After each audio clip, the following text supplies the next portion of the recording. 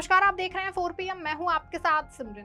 पूरे देश की सियासत का एक मजबूत स्तंभ माने जाने वाले बिहार में साल 2025 में ही विधानसभा चुनाव होने हैं। राज्य के चुनावों को देखते हुए अब कोई ज्यादा वक्त बाकी नहीं रह गया है। यही कारण है कि बिहार में सभी राजनीतिक दल अपनी अपनी जमीन को मजबूत करने में लगे हैं। लेकिन इस बीच प्रदेश की नीतीश सरकार को सुप्रीम कोर्ट से एक बड़ा झटका लगा है। ये झटका ऐसा है जिससे कि नीतीश कुमार का चुनावी संतुलन बिगड़ सकता है। दरअसल सुप्रीम कोर्ट ने आरक्षण की सीमा बढ़ाकर 65% करने वाले नीतीश सरकार के फैसले को रद्द करने के हाईकोर्ट के आदेश को ही जारी रखा है। यानी नीतीश सरकार को शीर्ष अदालत से जो राहत की उम्मीद थी वो नहीं मिली है और हाईकोर्ट की ही तरह यहाँ भी निराशा ही हाथ लगी है।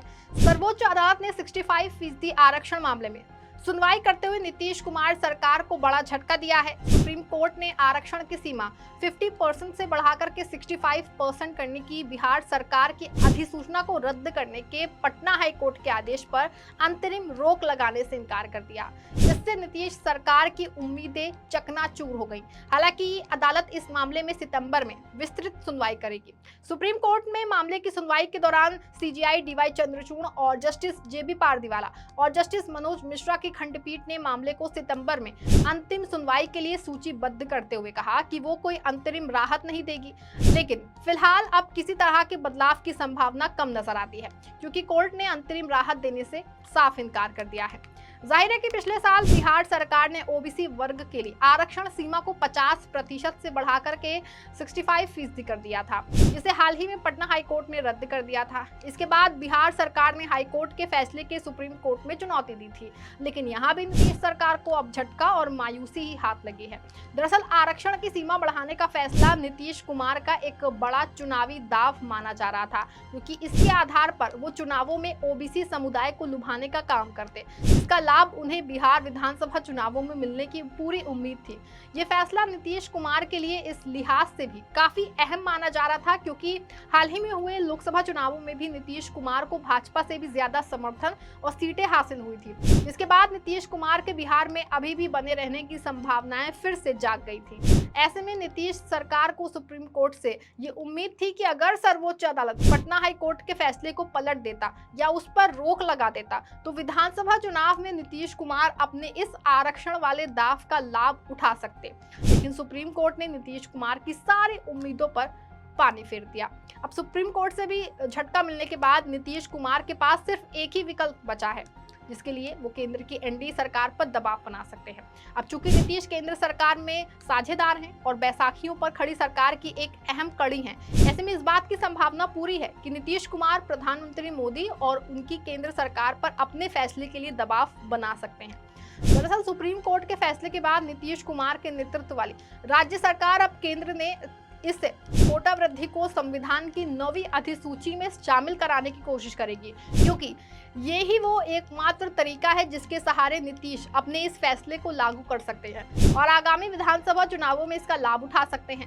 नीतीश कुमार के केंद्र पर दबाव बनाने की बात इसलिए भी कही जा रही है क्योंकि अभी हाल ही में हुए विधानसभा सत्र के दौरान मुख्यमंत्री नीतीश कुमार ने खुद सदन को बताया था कि उन्होंने प्रधानमंत्री नरेंद्र मोदी से राज्य सरकार के कोटा वृद्धि के फैसले को 9वीं अनुसूची में शामिल करने का अनुरोध किया था। यहाँ आपको बता दें कि 9वीं अनुसूची में शामिल कानूनों को अदालतों में चुनौती नहीं दी जा सकती है। ऐसे में अब जब सुप्रीम कोर्ट से नीतीश सरकार को झटका लगा है, तब संभव है कि नीतीश कुमार केंद्र पर दबाव बना सकते हैं। इस मामले को लेकर JDU के अंदर भी चर्चाएं तेज है। JDU के सलाहकार और राष्ट्रीय प्रवक्ता KC त्यागी का कहना है कि इस मामले में अब हमारे पास बहुत कम विकल्प बचे हैं। केंद्र को इसे संविधान की 9वीं अनुसूची में शामिल करने की हमारी मांग पर विचार करना चाहिए। हालांकि इस मामले को लेकर केंद्र की भाजपा सरकार पर JDU के दबाव बनाने की बात पर KC त्यागी का कहना है कि हम दबाव की राजनीति में विश्वास नहीं करते हैं। अगर हम चीजों को व्यापक दृष्टिकोण से परखें तो 9वीं अनुसूची के अंतर्गत 284 आइटम शामिल हैं। बिहार के मामले को ध्यान से देखने की जरूरत है। आर्थिक आधार पर कोटा, आर्थिक रूप से कमजोर वर्ग के लिए आरक्षण लागू होने के बाद एक नई बहस छिड़ गई है। अब ईडब्ल्यूएस को जाति तटस्थ बनाने की मांग की गई है। जेडीयू के नेता भले भूले तौर पर केंद्र पर दबाव बनाने की बात से इनकार करें और ये कहें कि वो प्रेशर पॉलिटिक्स पर भरोसा नहीं करते हैं, लेकिन ये तो हर कोई जानता है ना कि नीतीश कुमार दबाव बनाने में कितने माहिर हैं और नीतीश कुमार की सियासी फितरत से सभी भली भांति वाकिफ हैं। खासकर भाजपा तो और भी अच्छे से इसे समझती है। ऐसे में इस बात की पूरी संभावना है कि नीतीश इस मामले पर केंद्र व पीएम मोदी पर दबाव बना सकते हैं, क्योंकि नीतीश जहां केंद्र में भाजपा की सरकार बचाने में एक अहम भूमिका में है, तो वहीं बिहार में नीतीश और भाजपा दोनों को ही एक दूसरे की सख्त जरूरत है। खासकर ऐसे चुनावी माहौल में तो जरूरत है ही। इसीलिए नीतीश अपना जो दाव है वो चलने से बिल्कुल नहीं चूकेंगे। हाँ, देखने वाली बात ये होगी कि क्या भाजपा नीतीश के इस दबाव से प्रेशर में आती है और उनकी मांग मानती है या फिर नहीं, क्योंकि नीतीश को खुश करने के लिए केंद्र सरकार की ओर से अभी हाल ही में जारी किए गए केंद्रीय बजट में बिहार के लिए खुलकर के सौगातों का पिटारा खोला गया, जिसको लेकर के पूरा विपक्ष केंद्र सरकार पर हमलावर हो गया और आरोप लगा रहा है कि बिहार और आंध्र प्रदेश को बजट में सौगातें बांटने पर विपक्ष पूरे केंद्रीय बजट को ही कुर्सी बचाने और सरकार बचाओ बजट कह रही है। ऐसे में अब केंद्र नीतीश के इस नए प्रेशर पर कितना दबती है और उनकी मांग को कितना मानती है, ये तो खैर बात की बात होगी। हालांकि नीतीश के पलटी रूप से हर कोई जो है वो भली भांति वाकिफ है। नीतीश के लिए ये फैसला और आरक्षण का मुद्दा इसलिए भी बहुत अहम है क्योंकि बिहार जैसे राज्य में जहां जाति की राजनीति एक महत्वपूर्ण भूमिका निभाती है, जेडीयू के लिए कोटा वृद्धि के अपने फैसले को बनाए रखना एक राजनीतिक अनिवार्यता है। वही सुप्रीम कोर्ट का ये फैसला ऐसे समय में आया है जब आरजेडी जेडीयू पर दबाव डाल रही है। वो बीजेपी पर 9वीं अनुसूची कवर के साथ फोटो बढ़ोतरी का दबाव बना। आरजेडी का कहना है कि लोकसभा में भाजपा पहले से कहीं अधिक जेडीयू और टीडीपी पर निर्भर है, इसलिए जेडीयू के पास मौका है कि वो दबाव बनाकर भाजपा से अपनी मांग पूरी करवा सकता है। हालांकि इस बीच जेडीयू और आरजेडी के सामने चुनावी रणनीतिकार से राजनेता बने प्रशांत किशोर भी एक बड़ी चुनौती पेश कर रहे हैं, क्योंकि प्रशांत किशोर अपनी पार्टी लॉन्च करने वाले हैं और वो इस बार के विधानसभा चुनाव में पूरी तैयारी से उतरने की जो है वो योजना बना चुके हैं। प्रशांत किशोर का कहना है कि वो 5 सामाजिक समूहों, अनुसूचित जाति और अनुसूचित जनजाति, अन्य पिछड़ा वर्ग, अत्यंत पिछड़ा वर्ग और मुस्लिम और सामान्य वर्ग को अनुपातिक कोटा प्रदान करेंगे। प्रशांत किशोर के इस दावे पर जेडीयू में भी हलचल तेज है और बेचैनी मची हुई है।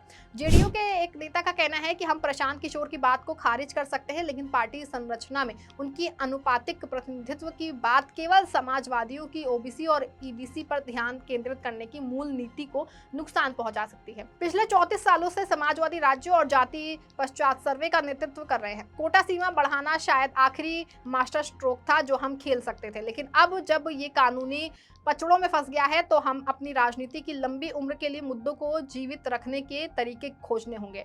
आरजेडी का कहना है कि राज्य सरकार को अपने मामले की मजबूती से पैरवी नहीं करने की अपनी कमी को स्वीकार करना होगा। आरजेडी के राष्ट्रीय प्रवक्ता सुबोध कुमार का कहना है कि राज्य सरकार सुप्रीम कोर्ट के सामने सही दलीलें रख सकती है।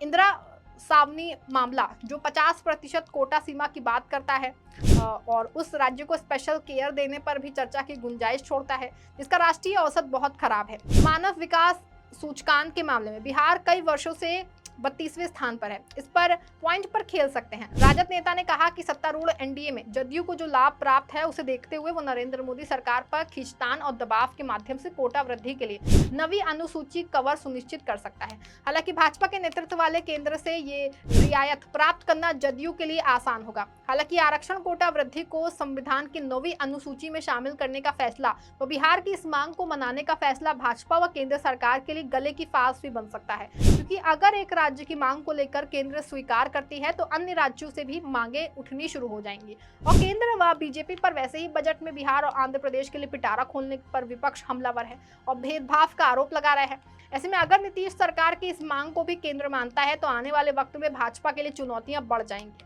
वहीं अगर नीतीश कुमार की मांग को नहीं माना तो नीतीश के नाराज होने का भी खतरा रहेगा, क्योंकि नीतीश की फितरत से बीजेपी बहुत अच्छे से वाकिफ है और नीतीश कुमार की महत्व केंद्र की एनडीए सरकार में काफी अहम है।